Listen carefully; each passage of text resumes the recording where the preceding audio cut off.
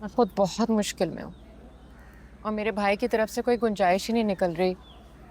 मुझे मेरी फीस देना लाजमी है वरना मैं बहुत। बेटा, तुम्हारा भाई, मेरा मतलब है आरिफ, तुम्हारी फीस के नाम पर एडवांस किराया ले जा चुका है। क्या मतलब? अगर उसे पता चल गया कि फीस के पैसे। हाँ, कौन बताएगा उसे?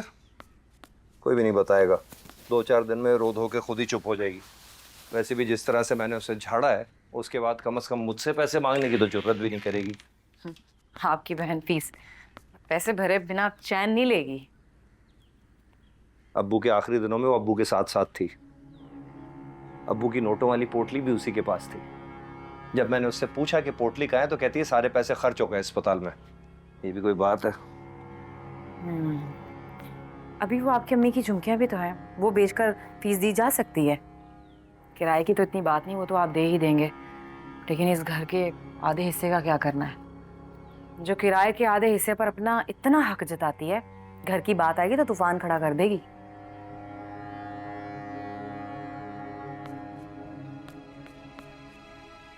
मेरे जीते जी तो आधा हिस्सा उसे नहीं मिलेगा। हाँ, मुझे मार कर अगर लेना चाहती है तो पूरा कर ले ले। अल्लाह ना करे, कैसी बातें कर रहे हैं आप? आपको मेरी उम्र भी लग जाए।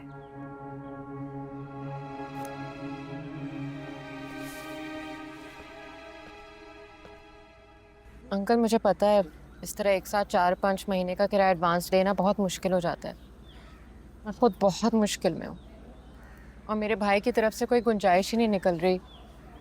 मुझे मेरी फीस देना लाजमी है वरना मैं बहुत। बेटा, तुम्हारा भाई, मेरा मतलब है आरिफ, तुम्हारी फीस के नाम पर एडवांस किराया ले जा चुका है। क्या मतलब? खुर्शीद भाई, आपके सामने की बात है, मैं बस स्लिप में दिखा देता हूँ। नहीं नहीं।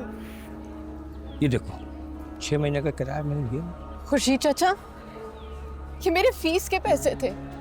मैं कब से अपने भाई से मांग रही हूँ और वो मुझे कौन देगा? मैं किससे मांगूंगी? मेरी समझ नहीं आ रहा मैं क्या करूं बेटा तुम्हारे लिए। 1 मिनट, इसका एक हल है मेरे पास। इसकी फीस के पैसे मैं दे देता हूँ, रकम पूरी होने तक तुम किराया मुझे दोगे आरिफ के बजाय। क्या आरिफ मानेगा? मेरा मतलब हम ऐसा कैसे कर सकते हैं? अगर उसको किराया नहीं तो उस पर गुस्सा करेगा। अरे कैसे गुस्सा करेगा? ये बराबर की हिस्सेदार है उसकी। जब आरिफ एडवांस का किराया लेके जा सकता है तो ये क्यों नहीं लेके जा सकती? और जहां तक आरिफ की बात है, मैं इसको चेक बना के दे रहा हूँ ताकि इसका मसला हल हो। और आरिफ को तुम शाम को बुलवाओ, यूनियन ऑफिस से मैं बात करता हूँ सदर साहब से। प्लीज प्लीज खुर्शीद चाचा। हाँ बेटा, वो जमील मेरा बहुत अच्छा दोस्त था। उससे आखिरी दिनों में तुम्हारी बहुत फिक्र थी।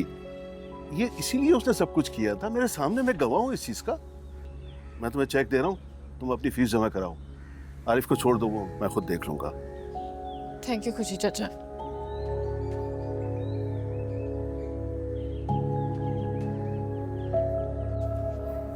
अम्मी, क्या हुआ?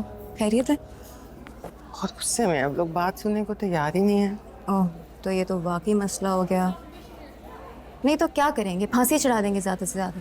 क्या ना करो, तुम सोच समझ के बोला करो। अम्मी, मेरे कहने का मतलब ये है कि एक्सीडेंट की सज़ा कोई इतनी बड़ी नहीं होती। ये लोग फजूल में लंबी कर रहे हैं।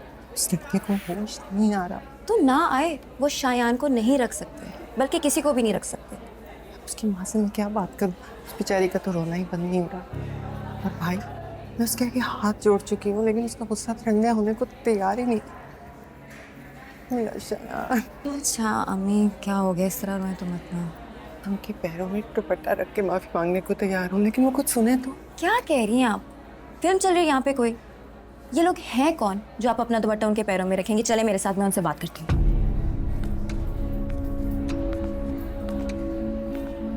अगर मेरे भाई को कुछ हुआ तो मैं आपको बता रहा हूँ कि मैं आप लोगों को। सुनिए, मुझे बात करनी है फिर। आप हैं कौन? अपना तारुफ तो करवाएं मैम। देखिए, कोई भी ड्राइवर घर से एक्सीडेंट करने की नीयत से नहीं निकलता है। अगर मैं भी रोड पे जाऊं तो मेरा एक्सीडेंट हो सकता है या मुझसे भी एक्सीडेंट हो सकता है। देखिए, बेटी है मेरी। ओ, तो आप आई हैं अपने भाई को डिफेंड करने। कुछ ज्यादा जल्दी ख्याल नहीं आ गया आपको? उसकी वजह मैं आपको बता चुका हूँ। ठीक कहा आपने। कोई एक्सीडेंट का इरादा करके घर से नहीं निकलता और ना ही कोई जानबूझ के हिट करता है। लेकिन कोई जख्मी को ऐसे छोड़कर भी नहीं जाता जैसे मेरे भाई को छोड़ा गया। तड़प रहा था वो रोड पर। अगर उसे टाइम पे हॉस्पिटल पहुंचा देते तो आज उसकी ये कंडीशन ना होती। अभी भी वो या अल्लाह, अभी तक उसे होश नहीं आया। आ जाएगा होश इंशाल्लाह, आ जाएगा। आप ना दुआ करें, माँ की दुआ में बड़ा असर होता है। हम तीनों भी दुआ कर रहे हैं। देखिए बहन, गलती मेरे बेटे की है, लेकिन उसकी माफी के लिए हम आपके सामने खड़े हैं। आप मेरे सामने इसलिए खड़े हैं क्योंकि आपका बेटा भी थाने में बंद है। अरे अम्मी प्लीज ख्याल करें, आपकी तबीयत खराब हो जाएगी। माफ़ी मांगने पे माफ़ कर देना चाहिए फ़ाहम साहब।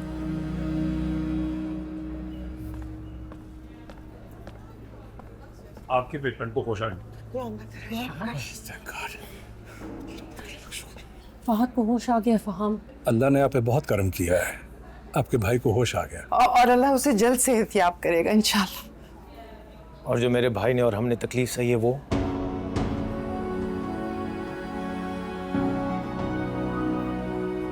फहाम ये ठीक कह रहे हैं, अल्लाह ने हम पे करम किया है, हमें भी इन्हें माफ़ कर देना चाहिए।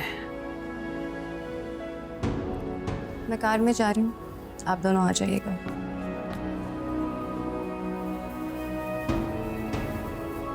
मुझे उससे मिलना है फहाम।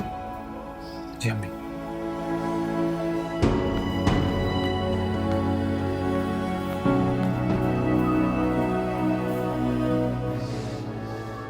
बज़ाहिर वो रिहा हो गया, बट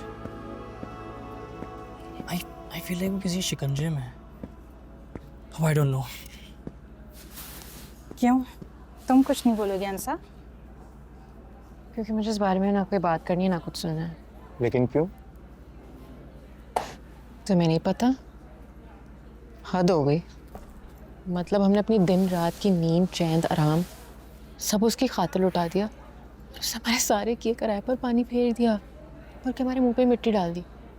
चले जाओ तुम लोग यहाँ से। मेरा तो सारी रात खून खौलता रहा, ऊपर से घर वालों की डांट अलग सुनी मैंने। सारी ज़िंदगी इसकी शक्ल नहीं देखूंगी मैं। नो ब्रो, इसकी लाइफ में कोई तो इशू चल रहा है। इसके ताया का चेहरा देखा था? तो यार सभी के घर में इश्यूज होते हैं। कोई अपने दोस्तों को इस तरह ट्रीट करता है, ऐसे डिसरिस्पेक्ट करता है। भाई नहीं चाहिए था हमें उसका थैंक यू। कोई राह चलता इंसान भी होता ना, हम तब भी उसके लिए यही सब करते। और इनको देखो, हद ही कर दी इन्होंने तो। वैसे गाइस, अंसा ठीक कह रही है। हाँ, अब प्लीज़ इसका कोई नाम नहीं लेगा। आज के प्रोजेक्ट पर आओ। ऐसे कैसे आए? अनस तो आया ही नहीं है। तो क्यों नहीं आया वो? उसको नहीं पता था कि उसको आना चाहिए था? एक मैं उसे कॉल करता हूँ।